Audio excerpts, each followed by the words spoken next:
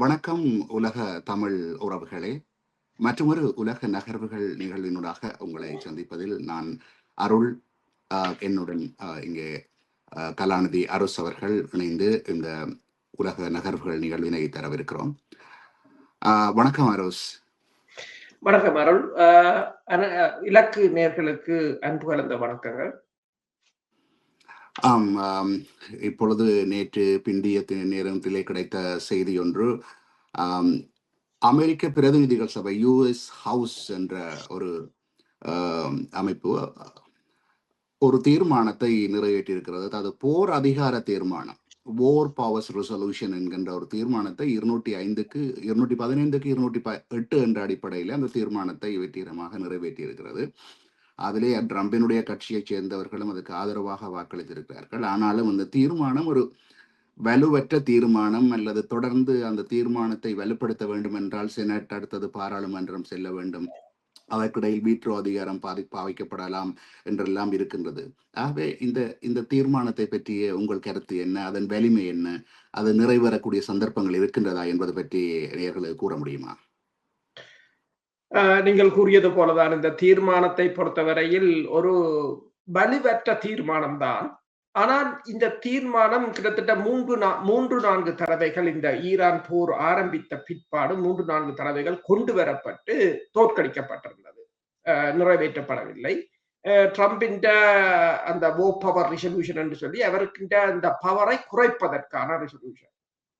ஆனால் இதற்கு இது முதலில் தோல்வியடைந்ததற்குரிய காரணம் என்னென்று சொன்னால், இந்த ரிப்பப்ளிக்கன் கட்சி ட்ரம்புடன் தான் நின்றார்கள். இந்த குடியரசு கட்சியினர், ஜனநாயக கட்சியினர் தான் இதனை கொண்டு வந்திருந்தார்கள் முன்னர் பல தடவைகள். ஆனால் இந்த தடவை 4 குடியரசு கட்சியினர் மறுவளம் தாவி இருந்தார்கள். அதை ட்ரம்ப் தனது ட்ரூத் சோஷலில் எழுதியிருந்தார், பேட் பீப்புள் என்று சொல்லி. அவர் அப்படித்தான் சொல்பவர். இத 4 பேர் தங்களுக்கு எதிராக ஒரு சதி செய்து விட்டதாகத்தான் அவர் கூறியிருந்தார். அவர்கள் 4 பேரும் மறுவளம் சென்றபடியால் இது 215 நிறைவேறி இருக்கின்றது. நீங்கள் கூறியது போலதான் இது இன்னும் மேலும் ப்ரொசீஜர் இருக்கு அதை அமுல்படுத்துவதற்கு. வீட்டோவால் கூட அதை நிராகரிக்க முடியும். இருந்தாலும் இது அமெரிக்க அதிபருக்கு ஒரு மிகப்பெரிய ஒரு பின்னடைவாகத்தான் பார்க்கப்படுகின்றது.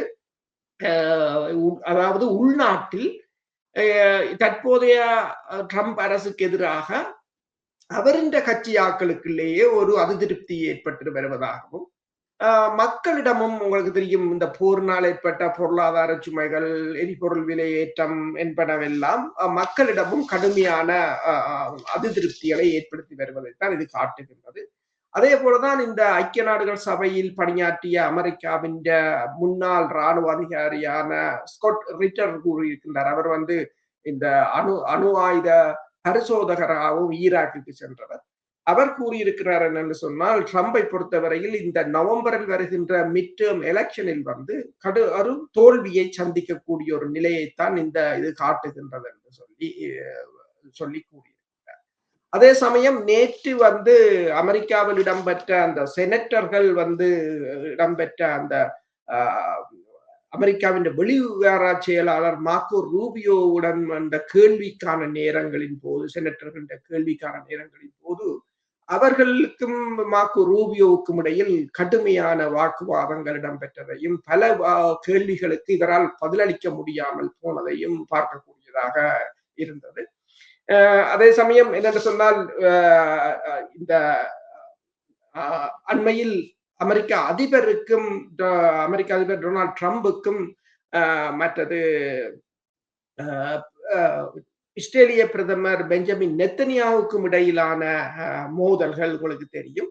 இது தொடர்பாகவும் இந்த அக்சியோஸ் ஊடகம் போட்டிருக்கிறது என்னென்று சொன்னால், அதாவது பிராந்தியத்தின் எதிர்காலம் குறித்து ட்ரம்புக்கும் நெத்தனியாவுக்கும் இடையிலான ஒரு வளர்ந்து வரும் பிளவைத்தான் இது காட்டுகிறது என்றும், அமெரிக்க அதிகாரிகளின் கூற்றுப்படி ட்ரம்ப் பதட்டங்களை குறைக்கவும், நடந்து கொண்டிருக்கும் மோதல்களை முடிவுக்கு கொண்டு வரவும் ஈரானுடன் ஒரு ராஜதந்திர ஒப்பந்தத்தை மேற்கொள்ளவும் விரும்புகிறார் என்றும், ஆனால் அதற்கு மாறாக நெத்தனியாகு ஈரான் மற்றும் ஹிஸ்புல்லாக்கள் உள்ளிட்ட அதன் கூட்டாளிகள் மீது இராணுவ அழுத்தத்தை தொடரவே அதிக ஆர்வம் காட்டுவதாகவும் இந்த ஊடகங்கள் தெரிவித்திருக்கின்றன. இந்த இந்த இந்த ரிப்பப்ளிக்கன் அந்த அவர்கள், அதாவது அமெரிக்காவின் ஹவுஸ் ஆஃப் ரெப்ரசன்டேட்டிவ் அந்த வாக்கெடுப்பும் தற்போது இந்த அமெரிக்கா அதிபருக்கும் இஸ்ரேலிய பிரதமருக்கும் இடையிலான முருகல் நிலைகள் என்பன இந்த போர் வந்து அமெரிக்காவிற்கு உள்ளகத்தில் மிகப்பெரிய ஒரு அரசியல் பிரச்சனையை உருவாக்கி இருப்பதைத்தான் காட்டுகிறது. இந்த தீர்மானம் அதாவது தொடர்ந்து செனட் சபைக்கு போவதோ அல்லது பாராளுமன்றத்துக்கு செல்வதோ என்பது இப்போதைக்கு சாத்தியமில்லை என்ற அடிப்படையிலே அதை அவர் ஒரு அர்த்தமற்ற தீர்மானம் என்றுதான் ட்ரம்பும் கூறியிருக்கிறார். சரி, இன்னொரு முக்கியமான செய்தி ஒன்று, இஸ்ரேலுக்கும் லெபனானுக்கும் இடையிலான சண்டையில் இஸ்ரேலை சேர்ந்த ஒரு முக்கிய தளபதி ஒருவர் மயிர்லையிலே ஹிஸ்புல்லாக்களின் தாக்குதலில் இருந்து உயிர் தப்பி இருக்கிறார். அப்படியான ஒரு செய்தி ஒன்றும் வந்திருக்கிறது. அது பற்றிய தகவல் கொஞ்சம் சொல்ல முடியுமா? ஹிஸ்புல்லாக்கள் இந்த தாக்குதல்கள் இஸ்ரேலினால் ஆக்கிரமிக்கப்பட்டிருக்கின்ற தென் லெபனானில் ஹிஸ்புல்லாக்கள் தாக்குதல்கள் தொடர்ச்சியாக அதிகரித்துக் கொண்டிருக்கின்றன. அவர்கள் மிக துல்லியமாக FPV ட்ரோன்களை பயன்படுத்தி மிக துல்லியமாக தாக்குதலை நடத்தி கொண்டிருக்கிறார்கள். இஸ்ரேல் ஏற்கனவே கூறியிருந்தது அந்த ஹிஸ்புல்லாக்களின் ட்ரோன்கள் தான் தங்களுக்கு மிகப்பெரிய பிரச்சனை, அதை கண்டறியவும் கடினமாக இருப்பதாகவும், அதற்காக நாய்களுக்கு பயிற்சிகள் கொடுத்திருந்தார்கள். அது மட்டுமல்லாது மீன்பிடி வலைகளை கூட அவர்கள் தங்களை பாதுகாப்பதற்கு தங்கள் தளங்களையும் தங்கள் கவச வாகனங்களையும் பாதுகாப்பதற்கு பயன்படுத்தி இருந்தார்கள். இந்த நிலையில் தான் இஸ்ரேலின் வட போர் முனை கட்டளை தளபதி நொதோன் கொமாண்ட் என்று சொல்றது, அதிண்ட மேஜர் ஜெனரல் ரவி மிலோ வந்து இன்று, அதாவது வியாழக்கிழமை தெற்கு லெபனானை பார்வையிட சென்ற போது அவரின் வாகனத்தை குறிவைத்து ட்ரோனால் தாக்கி இருக்கிறார்கள். ஒரு சில நிமிடங்களுக்கு முன்னர் தான் அவரும் அவரது உதவியாளரும் அந்த வாகனத்திலிருந்து இறங்கி சென்றதால் உயிர் தப்பி இருப்பதாகவும், ஆனால் வாகனம் கடுமையான சேதமடைந்திருப்பதாகவும் கூறப்படுகின்றது. அதே சமயம் மத்திய தாக்குதலில் கேப்டன் தர அதிகாரி, 21 வயதான கேப்டன் தர அதிகாரி இஸ்ரேலிய படையினர் ஒருவர் கொல்லப்பட்டிருக்கிறார். இன்னொரு டேங்க் மீது மேற்கொள்ளப்பட்ட தாக்குதலில் 26 வயதான மேலும் ஒரு படை சிப்பாய் ஒருவர் கொல்லப்பட்டிருப்பதாக கூறப்படுகிறது. அதே சமயம் ஹிஸ்புல்லாக்கள் கூறியிருக்கிறார்கள் கிட்டத்தட்ட 17 தாக்குதல்களை தாங்கள் கடந்த 24 மணி நேரத்தில் நடத்தியிருப்பதாக. ஆனால் இஸ்ரேலும் தொடர்ச்சியாக குண்டுகளை வீசிக்கொண்டிருக்கின்றது. இன்றும் பெய்ரூட் பகுதி மீது குண்டுவீச்சு தாக்குதல்கள் இடம்பெற்றிருந்தன. இதுவரையில் கிட்டத்தட்ட 3550 பேருக்கு மேல் அங்கு பொதுமக்கள் கொல்லப்பட்டிருக்கிறார்கள். அதே சமயம் இஸ்ரேலின் டெல் அவிவ் பகுதியில் ஒரு கார் ஒன்று வெடித்ததால் இஸ்ரேலியர் ஒருவர் கொல்லப்பட்டதாக கூறப்படுகிறது. ஆனால் அது ஆக்சிடென்டாக வெடித்ததா அல்லது குண்டு வெடிப்பான்றதை இன்னும் அவர்கள் உறுதிப்படுத்தவில்லை. இதனிடையே உங்களுக்கு தெரியும், இப்ப லெபனானுக்கும் இஸ்ரேலுக்கும் இடையிலான போர் நிறுத்தத்தை அமெரிக்கா அறிவித்திருக்கின்றது. ஆனால் அந்த போர் நிறுத்தத்துக்கு ஹிஸ்புல்லாக்கள் உள்ளடக்கப்படவில்லை. ஆனால் இப்போ ஹிஸ்புல்லாக்களும் ஈரானும் ஒன்றை கூறியிருக்கின்றது, அதாவது இஸ்ரேல் இந்த லெபனானில் ஆக்கிரமிக்கப்பட்ட பகுதிகளிலிருந்து முற்றாக வெளியேற வேண்டும், அப்படி வெளியேறும் வரையிலும் ஈரான் வந்து தனது பேச்சுவார்த்தைக்கு திரும்ப போவதில்லை என்று கூறியிருக்கின்றார். அதே சமயம் ஹிஸ்புல்லாக்களின் தலைவர் நைம் ஹுசேம் ஒன்றை கூறியிருக்கின்றார் என்று சொன்னால், எங்கள் மீது குண்டுகள் விழும் வரையிலும் வடக்கு இஸ்ரேல் மீதும் குண்டுகள் விழும், அங்குள்ள வடக்கு இஸ்ரேலில் இருக்கிறவர்கள் பாதுகாப்பாக இருக்க முடியாது என்று கூறியிருக்கிறார். போர் நிறுத்தம் என்பது ஒரு கண்துடைப்பாகவே இருக்கின்றது. இஸ்ரேலை பொறுத்தவரையில் இந்த போர் நிறுத்தத்தை குழப்புவதற்கும் மத்திய கிழக்கில் நாடுகளையும் ஒருங்கிணைத்து ஈரானின் மீதான ஒரு மிகப்பெரிய தாக்குதலை நடத்துவதற்கும் இஸ்ரேல் முயன்று கொண்டிருக்கிறது. ஏனென்றால் ஈரானையும் வீழ்த்தி விட்டால் அந்த பிராந்தியத்தில் இஸ்ரேல் தான் சூப்பர் பவராக இருக்கும். அதுதான் இப்போது இஸ்ரேலின் கனவாக இருக்கின்றது. ஈரான் தான் அதற்குரிய மிகப்பெரிய ஒரு தடையாக இருக்கின்றது. சரி, நாங்கள் குவைத் மீதான நேற்று முந்தைய நாள் தாக்குதலிலே எதிர்பார்த்ததை விட சேதங்கள் அதிகம் போல தெரிகிறது. காண்கின்ற வீடியோக்களிலே அந்த சேதங்கள் தெரிகின்றன. அதை விட அந்த விமான நிலையம் மூடப்பட்டுள்ளது. அது பொருளாதார ரீதியாக தாக்குதல் என்ற ஒரு பின்னடைவு என்று கூறினாலும், ஈரான் எதற்காக அது தன்னுடைய தாக்குதல் அல்ல, அமெரிக்காவினுடைய தடுப்பு ஏவுகணை ஒன்றுதான் அந்த விமான நிலையத்தை தாக்கியதாக கூறியிருக்கிறது. ஆனால் சிசிடிவி உள்ள கண்காணிப்பு கேமராக்களிலே பார்க்கிற பொழுது அது தெளிவாக தெரிகிறது. ஈரானினுடைய ட்ரோன் ஒன்று போய் அது சிறிய வகையான ட்ரோன் தான் தாக்கி இருக்கிறது. ஆனால் சேதம் பெரிதாக இருக்கிறது. எதற்காக ஈரான் அப்படி தன்னுடைய ட்ரோன் தாக்கவில்லை என்று மறுப்பு தெரிவிக்க வேண்டும்? அது சிவிலியன்களுக்கு பொதுமக்கள் சம்பந்தப்பட்டது என்பதா? என்ன காரணம் என்று நினைக்கிறீர்கள்? அதுதான் என்னென்று சொன்னால், இப்போ ஈரான் பயன்படுத்துகின்ற உத்திகளை நீங்கள் பார்த்தீர்கள் என்று சொன்னால், இந்த மேற்குலக நாடுகள் பயன்படுத்துகிற உத்திகளைத்தான் அவர்கள் இப்போது அப்படியே பின்பற்றுகிறார்கள்.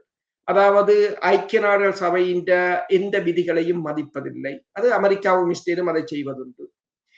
பொதுமக்களின் இலக்குகளையோ அல்லது பொருளாதார இலக்குகளையோ தாக்கிவிட்டு அதை படைத்துறை இலக்கு என்று கூறுவது, அது அமெரிக்காவும் இஸ்ரேலும் கூறுவதுதான். அதையே அவர்கள் செய்தார்கள். உங்களுக்கு தெரியும், 2023ஆம் ஆண்டு அந்த இஸ்ரேலுக்கும் ஹமாஸுக்கும் இடையிலான போர் ஆரம்பித்த போது ஒரு வைத்தியசாலை மீது குண்டை வீசி இருந்தார்கள். 500க்கும் மேற்பட்டவர்கள் கொல்லப்பட்டிருந்தார்கள். அப்போது அவர்கள் கூறியது என்னென்று சொன்னால், ஹமாஸின் ஏவுகணை தொகுதி திசை மாறி வெடித்ததால் அது இடம்பெற்றது என்று. இன்று வரையிலும் அதற்கான விசாரணையும் இல்லை, ஆற்ற குண்டு வெடித்தது என்ற ஒன்றும் இல்லை. அதே டெக்னிக்கைத்தான் ஈரான் பல தடவைகள், இது மட்டுமில்லை, இந்த குவைத் மட்டுமில்ல, UAE மீது மேற்கொள்ளப்பட்ட தாக்குதல்கள், சவுதி அரேபியா மீது மேற்கொள்ளப்பட்ட தாக்குதல், இந்த பிப்ரவரி 28ஆம் தேதிக்கு பிறகு மேற்கொள்ளப்பட்ட பல தாக்குதல்களில் ஈரான் அதனைத்தான் கூறியிருக்கின்றது. தாங்கள் தாக்கவில்லை என்று கூறியிருக்கின்றது. யார் தாக்கினது என்றும் தெரியாது. ஏனென்றால் சில பேர் கூறுகிறார்கள் மொசாட்டும் அதற்குள் ஊடுருவி தாக்குதல்களை நடத்துகிறார்கள், அவர்களுக்குள் ஒரு குழுவலை ஏற்படுத்துவதற்காக என்றும் கூறுகிறார்கள்.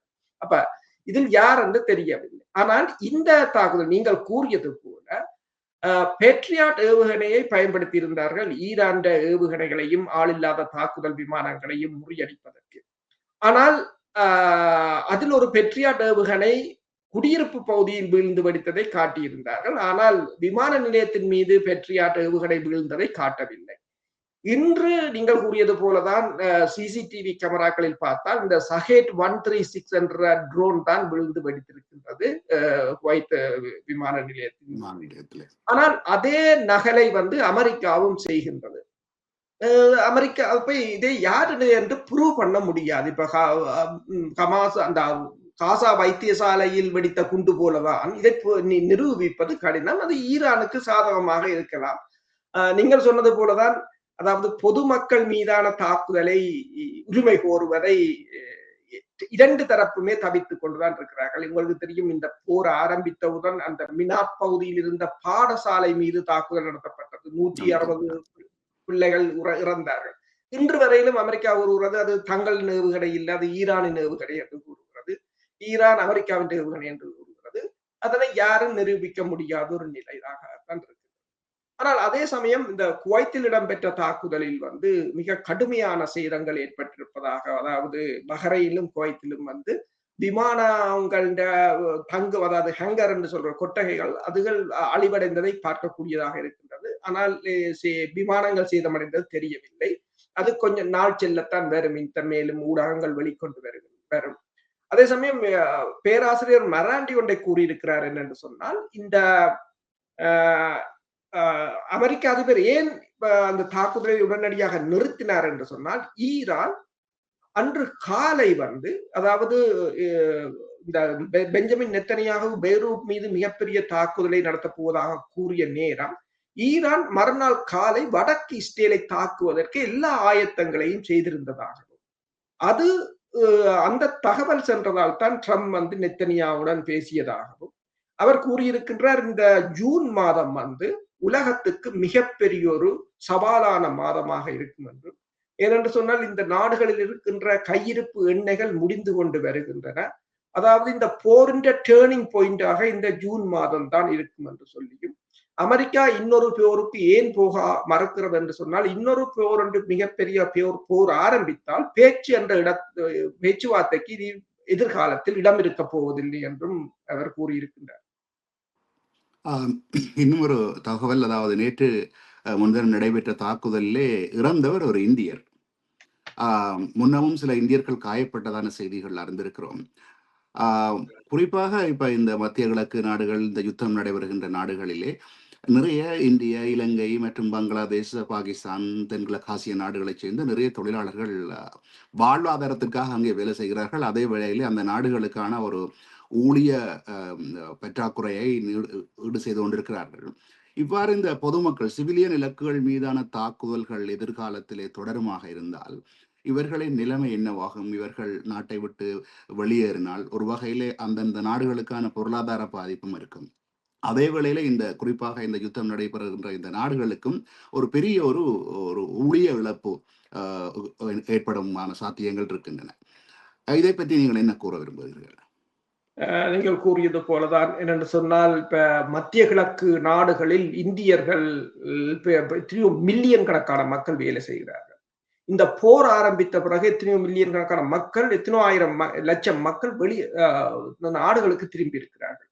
அதாவது ஒரு பொருளாதார நிபுணர் கூறினார், ஒருவர் இந்தியாவுக்கு திரும்பும் போது அதனால் 5 பேர் அங்கு பாதிக்கப்படுகிறார்கள். ஒரு குடும்பத்தைச் சேர்ந்த 5 பேர் பொருளாதார ரீதியாக பாதிக்கப்படுகிறார்கள். இப்போது இந்திய நாணயத்தின் வீழ்ச்சிக்குரிய காரணிகளில் இதுவும் ஒன்றாகத்தான் இருக்கின்றது.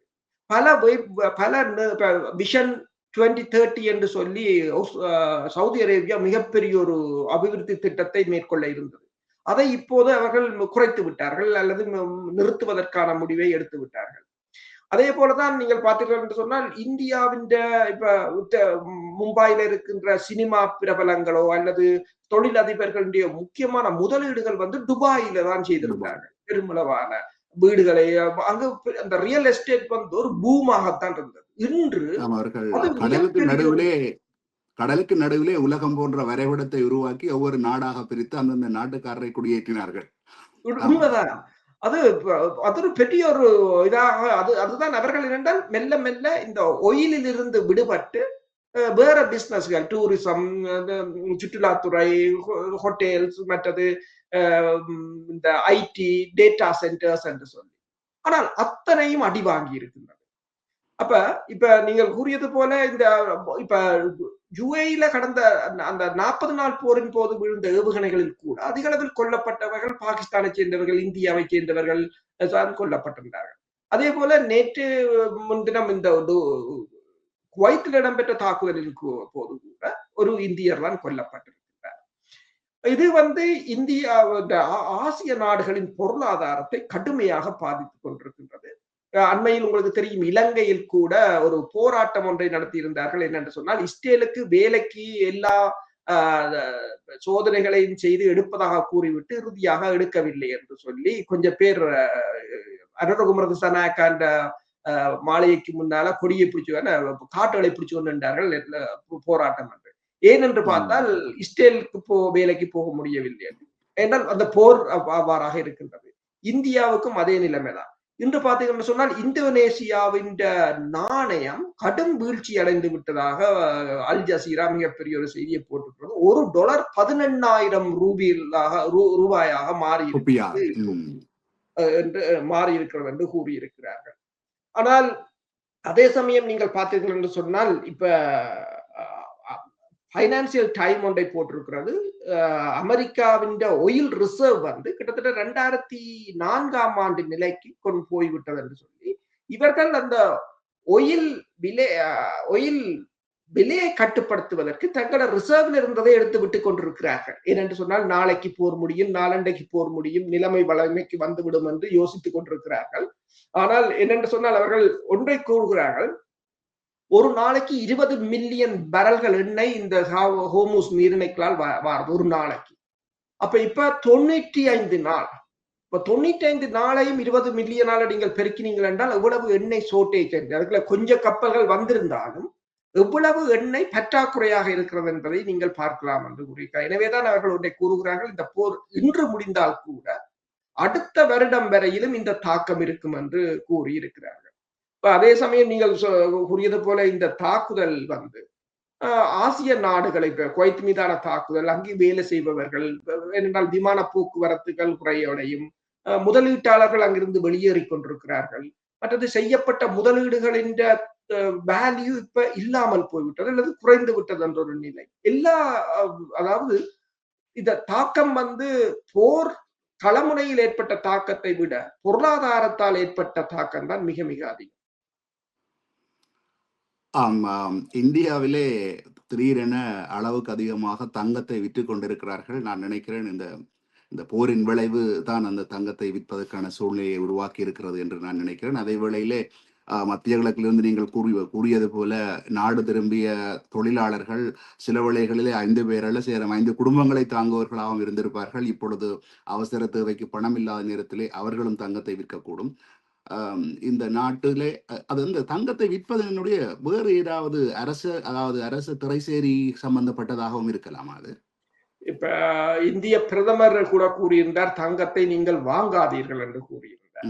என்னென்று சொன்னால் அவர்கள் டொலரை இந்திய ரூபீஸ் வந்து இவர்கள் தங்கத்தை வாங்குவதாலும் எரிபொருட்களை கூட சீக்கிரமாக பாவியுங்கள் என்று கூறியிருந்தார். தென்கொரியா கூட கூறியிருந்தது ஒரு ஒரு துளி எரிபொருள் கூட பெறுமதியானது என்று கூறியிருந்தது. அவ்வாறான ஒரு நிலையாகத்தான் ஆசிய பிராந்தியத்துக்கு இருக்கின்றது. இந்தியாவுக்குரிய பெரிய பெரிய பிரச்சனை என்னவென்று சொன்னால் இவர்கள் தங்கத்தை வாங்கும் போது டொலர் வழியில் போகிறது. டொலரை அவர்கள் இப்ப அந்த தங்களோட ரூபீஸ் வந்து உண்மையில் ஒரு டாலர் வந்து 90-100 ரூபாய்களாக இருந்தது. இன்றைக்கு 128 பவுண்ட்ஸாக இருக்கின்றது. டொலரை எனக்கு தெரியவில்லை. இங்கே பிரித்தானியாவில் பவுண்ட்ஸ் நீங்கள் பார்த்தீர்கள் சொன்னால் முந்தி வந்து 90 பவுண்ட்ஸ் அல்லது 100 பவுண்ட்ஸ் 100 ரூபீஸ் வந்து ஒரு பவுண்ட் 100 ரூபீஸ் அல்லது 90 ரூபியாகத்தான் இருந்தது. இதனால் இப்போது 128 129 ஆக மாறி இருக்கிறது என்று சொன்னால் அப்ப அங்க இருக்கிற நிலைமைதான். ஆஸ்திரேலிய டாலரும் வந்து 54 ரூபாவாக இருந்தது. இப்பொழுது 64, 67 ரூபாய், 68 ரூபாய் போகின்றது. ஏறத்தாழ அதே வேகத்திலே தான் இந்திய பண மதிப்பு குறைந்து கொண்டிருக்கிறது. கூறுங்கள். எனவேதான் அந்த அங்க இருக்கின்ற எங்கட கம்பெனியோட வேலை செய்யறவர்கள் தான் வேற கம்பெனிகள் கூறுகிறார்கள், அங்க இருக்கிற பொருட்களை இந்த நாணய மாற்றி இதால பிளக்சுவேஷனால விற்க முடியாமல் இருக்கிறது தங்களால் என்று சொல்லி. ஏனென்றால் அந்த நாணய மாற்று வீதம் மிக கடுமையான வேறுபாடாக இருக்கின்றது, கடுமையான நட்டமாக இருக்கிறது என்றுதான் கூறியிருக்கிறார்கள். இந்தியா இந்த நாணயம் மேலும் விழாமல் தடுப்பதற்கு தனது கையிருப்பில் வெளிநாட்டு கையிருப்பில் இருக்கின்ற 100 பில்லியன் டாலர்களை பாவித்திருக்கிறார். 100 பில்லியன் டாலர்களை செலவழித்துத்தான் இப்போது இந்த 128 ரூபாயில நிறுத்தி வைத்திருக்கிறார்கள் என்று கூறியிருக்கிறார்கள். ஆனால் அதை எவ்வளவு தூரத்துக்கு தாக்கு பிடிக்க முடியும் என்று. இப்ப வெனிசுலாவின் பிரதி அரச தலைவர் வந்து டெல்சி ரொட்ரிகோ அவர் வந்து இந்தியாவுக்கு பயணத்தை மேற்கொண்டிருக்கிறார். அதே சமயம் அமெரிக்காவின் முப்படைகளின் பிரதானி வந்து டான் ஹெயின் வந்து வெனிசுலாவுக்கு பயணத்தை மேற்கொண்டிருக்கிறார். இப்ப இந்தியா வெனிசுலாவிலிருந்து எண்ணெயை வாங்குவதற்கான ஒரு முயற்சியை தான் இந்தியா எடுத்துக்கொண்டிருக்கிறது. ஆனால் வெனிசுலா ஒன்றை கூறியிருக்கிறது, நீங்கள் எங்களிடமிருந்து எண்ணெய் வாங்குவதென்றாலும் அமெரிக்காவுக்கு தான் பே பண்ண வேண்டும். இப்ப இந்தியாவுக்கு ரஷ்யாவில அல்லது ஈரான்ல இருந்து கிடைக்கிற மாதிரி டிஸ்கவுண்ட்ல ஒயில்கள் கிடைக்க போவதில்லை. அது வந்து இந்தியா பொருளாதாரத்துக்கு பெரிய அளவில் கை கொடுக்க போவதில்லை என்றதான் ஒரு பிரச்சனை. இப்ப இதில் இந்தியா மட்டுமில்லை, நீங்கள் இலங்கையிலும் பார்த்த இலங்கையின் இப்ப ஒரு பவுன் வந்து 450 ரூபாயாக இருக்கின்றது. நாளைக்கு 500 ரூபாய்க்கு போனாலும் ஆச்சரியப்படுவதற்கு இல்லை. ஆனால் இதனை தடுத்து நிறுத்துவதற்கு எந்த ஒரு நாட்டிடமும் ஒரு மெக்கானிசமும் இல்லை. மற்றது அவர்களின் கையை மீறி போய்விட்டது. ஏனென்றால் இது உலக பிரச்சனையாக இருக்கின்றது. இப்ப ட்ரம்ப் நினைத்தால் எண்ணெய் விலையை கூட்டுகிறார், நினைத்தால் குறைக்கிறார் என்று சொல்லி ஈரானும் ட்ரம்பும் மாறி மாறி செய்கின்ற இந்த குண்டு வீச்சுக்களால ஒவ்வொரு நாளும் உலகம் ஒரு நெருக்கடியை சந்தித்துக் கொண்டிருக்கிறார் தான் கூறுகிறார். குறிப்பாக இந்திய பொருளாதாரம் வந்து கடந்த 10-15 வருடங்களிலே இவ்வளவு வீழ்ச்சி அடைந்த நிலைமையில் இல்லை. இந்திய பொருளாதாரம் வளர்ச்சி அடைந்து கொண்டிருந்தது. அவருடைய நாணயம் மிகவும் வலுவானதாகத்தான் நீண்ட காலம் ஸ்டேபிளாக இருந்து கொண்டிருந்தது. இப்பொழுதுதான் அவர்களுடைய பொருளாதாரத்திலே மிக பெரும் சரிவும் நாணய வீழ்ச்சியும் ஏற்பட்டிருக்கிறதை அவதானிக்கக்கூடியதாக இருக்கிறது. சரி, இதுடன் முக்கியமாக இன்னொரு விடயத்தை நான் கேட்கவிருக்கிறேன். டொனால்ட் ட்ரம்ப் இவ்வளவும் நடந்து கொண்டிருந்தாலும், ஒரு பக்கம் தாக்குதல்கள் நடைபெற்றுக் கொண்டிருந்தாலும், டொனால்ட் ட்ரம்ப் கூறியிருக்கிறார், சமாதான பேச்சுவார்த்தை திரைமறைவில் நடைபெற்றுக் கொண்டுதான் இருக்கிறது, விரைவில் ஒரு நல்ல தீர்வை எட்டி விடுவோம் என்று நேற்றும் கூறியிருக்கிறார். அது உண்மையில் நடைபெற்றுக் கொண்டிருக்கிறதா, அல்லது ரகசியமான பேச்சுவார்த்தையில் பாகிஸ்தான் பங்கு பெற்றிக் கொண்டிருக்கிறதா, அல்லது வளமையான ஒரு மற்றவர்களுக்கு ஒரு சமாதானப்படுத்துகின்ற ஒரு ஒரு ஒரு வார்த்தை பிரயோகமாக அதை பார்க்க முடியுமா? அமெரிக்கா உடனடியாக ஒரு போருக்கு போக முடியாத ஒரு நிலையில் இருக்கின்றது. இப்ப ஸ்காட் ரிட்டர் கூறியது போல, அமெரிக்காவிடம் இருக்கின்ற ஹைப்பர்சோனிக் ஏவுகணைகள் கூட 14 ஏவுகணைகள், டார்க் ஈகிள் என்ற ஏவுகணைகள் நாங்கள் நேற்று பேசியிருந்தோம். 14 ஏவுகணைகள் தான் இருக்கின்றன. ஒரு ஏவுகணை கிட்டத்தட்ட $15 மில்லியன் பெறுமதியானவை. ஏனைய அமெரிக்காவின் ராணுவ படை தளபதிகளின் கருத்தின்படி அமெரிக்காவிடம் இருந்த பல பல ஆயுதங்கள் பல பெருமளவில் தீர்ந்து விட்டன. இப்ப சீனாவுடனான ஒரு போரோ அல்லது ரஷ்யாவுடனான ஒரு போருக்கான ஆயுதத்தை அவர்கள் சேமிக்க வேண்டிய ஒரு நிலை இருக்கின்றது. எனவே ட்ரம்ப் இப்போதைக்கு போருக்கு போக முடியாது. இப்ப இன்று நீங்கள் சொன்னது போலதான் இன்று நிருபர்கள் கேட்ட கேள்விக்கு அவர் கூறியதாக அந்த வாஷிங்டன் போஸ்ட் ஒரு தகவலை போட்டிருக்கிறது. வாஷிங்டன் போஸ்ட் என்ன போட்டிருக்கிறது என்று சொன்னால், அவர் கூறியிருக்கின்றார், போர் நிறுத்தம் இப்படியே தான் இருக்கும், நாங்கள் போர் நிறுத்தத்தில் தான் இருக்கின்றோம். போர் எப்போது ஆரம்பிக்கும் என்று சொன்னால், ஈரான் தாக்குதல் நடத்தி அமெரிக்க சிப்பாய்கள் கொல்லப்பட்டால் தான் போராக அது வெடிக்கும் என்று. அப்ப நிருபர்கள் கேட்டார்கள், இப்போது போர் நிறுத்தம் என்று கூறிவிட்டு நீங்கள் 2 பேருமே தாக்குதலை நடத்தி கொண்டுதான் இருக்கிறீர்கள். அப்ப போர் நிறுத்தம் என்றால் என்ன என்று அவர்கள் ஒரு கேள்வியை கேட்டபோது அவர் அதுக்கு சொன்னார், போர் நிறுத்தம் என்று சொன்னால் நாங்கள் குறைவாக தாக்குதல் நடத்துவதுதான் போர் நிறுத்தம் என்று அந்த ஒரு புதிய ஒரு வரவிலக்கணத்தை அவர் கூறியிருக்கின்றார். என்னென்று சொன்னால், இதில் முக்கியமானது என்னென்று சொன்னால், அவர் இந்த போரில் இருந்து என்னென்று சொன்னால், நெத்தனியாவுடன் இடம்பெற்ற அந்த காரசாரமான வாக்குவாதமே ஒன்றை தெளிவாக காட்டியிருக்கின்றது. அதை நெத்தனியாவு நேற்று ஏற்றுக்கொண்டிருந்தார். இன்று ட்ரம்பும் அதை ஏற்றுக்கொண்டிருந்தார். தான் பேசியதை அவரும் ஒப்புக்கொண்டிருக்கிறார், நெத்தனியாவும் ஒப்புக்கொண்டிருக்கிறார். ஆனால் நெத்தனியா கூறியிருக்கிறார், தாங்கள் ஒரு குடும்பம் மாதிரி, பிரச்சனை வருந்தான், அடுத்த நாள் நாங்கள் அதை தீர்த்து விடுவோம் என்ற மாதிரி கூறியிருக்கின்றார். ஆனால் இந்த விரிசலுக்குரிய காரணம் கூட அமெரிக்கா இப்போது ஒரு போருக்கு போவதை விரும்பவில்லை என்பதுதான். ஆமா, முக்கியமான விடயம் நேற்று முன்தினம் நடைபெற்ற தாக்குதல்களுக்கு பின்னர் பெரிதாக எந்த தாக்குதல்களும் ஈரான் தரப்பிலிருந்தோ அமெரிக்க தரப்பிலிருந்தோ நடைபெற்றதாக தெரியவில்லை. ஆகவே இது அமெரிக்காவினுடைய அந்த ஈரானின் கப்பல் ஒன்றை தடுத்தமை அல்லது கைப்பற்றியமைக்கான பதில் தாக்குதலாக ஈரானால் மேற்கொள்ளப்பட்டதுடன் இது முடிவடைந்திருக்கிறது. ஏதோ ஒரு வகையில் அந்த யுத்த நிறுத்தம் அமலில் இருப்பதான சமீட்சைகளைத்தான் அது காட்டுகிறது என்று நான் நினைக்கிறேன். அதை பற்றி என்ன கூற விரும்புகிறீர்கள்? உண்மைதான். என்னென்று சொன்னால், அதாவது ஈரான் இப்போது எதையும் பொறுத்து கொண்டிருப்பதில்லை. உடனுக்குடன் பதில் தாக்குதலை நடத்தி கொண்டிருக்கின்றது.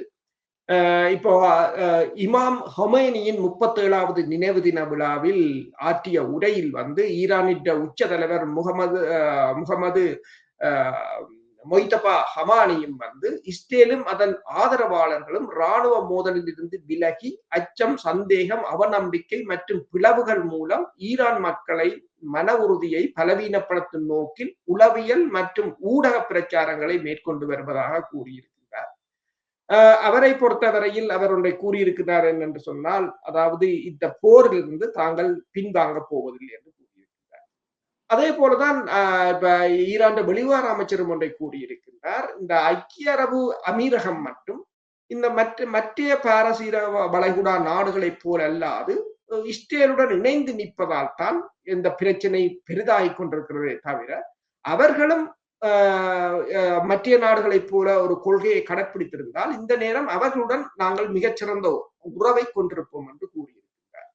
இதனிடையே அமெரிக்காவின் படையுறவுத்துறை அதிகாரி ஒருவர் கூறியிருக்கின்றார் என்று சொன்னால், அதாவது அவர் மார்க்கோ ரூபியோவிடம், அமெரிக்காவின் வெளிவார செயலாளரிடம் ஒரு கேள்வியை கேட்டிருந்தார். அதாவது ஈரானில் இந்த போர், அதாவது ஈராக்கில் நான் இருந்த காலத்தை, அதாவது அவர் ஒன்றை கேட்டிருக்கிறார், இது ஒரு போர், மேலும் அமெரிக்க படைகள் வான்வெளி தாக்குதல்களுக்கும் ஆளில்லாத விமான தாக்குதல்களுக்கும் உள்ளாகி இருக்கிறார்கள் என்று கேட்டதற்கு மார்க்கோ ரூபியோ கூறியிருந்தால் இது ஒரு போர் அல்ல. ஆனால் அவர் கூறுகிறார் என்று சொன்னால், ஈராக்கில் நான் இருந்த காலத்தில் 120 டிகிரி வெப்பத்தில் பக்தாத் தெருக்களில் நாங்கள் சென்ற போது சினைப்பர் தாக்குதலிலும் குண்டு வெடிப்புகளிலும் நாங்கள் எவ்வளவு அல்லல் பட்டோம் என்று தனக்கு தெரியும் என்று சொல்லி, என்னை பொறுத்தவரையில் இது நிச்சயமாக ஒரு போராகவே இருக்கின்றது என்று சொல்லியும், வான்வெளி தாக்குதல்களிலும் ஆளில்லாத விமானங்களின் தாக்குதல்களிலும் கிட்டத்தட்ட 50,000 அமெரிக்க படையினர் அங்கு அதை எதிர்கொண்டவாறு இருக்கிறார்கள் என்று அவர் கூறியிருக்கிறார். அந்த அங்கிருக்கின்ற 50,000 படையினர் தளங்கள் கூட ஒரு பாதுகாப்பானதாக இல்லை. எனவேதான் நீங்கள் கூறியது போல ட்ரம்ப் இந்த போர் நிறுத்தத்தை இருப்பதாகவே அவர் மீண்டும் மீண்டும் வலியுறுத்தி கொண்டிருக்கின்றார். நல்லது. நேரம் நிறைவடைந்து கொண்டு வருவதால் இன்றுடன் இத்துடன் இன்றைய நிகழ்வை நாங்கள் நிறைவு செய்து கொள்வோம். மீண்டும் இன்னும் ஒரு உலக நகர்கள் நிகழ்விலே சந்திக்கும் வரை உங்கள் அனைவரிடமிருந்தும் நாங்கள் விடைபெறுகிறோம். நன்றி, வணக்கம். நன்றி, வணக்கம்.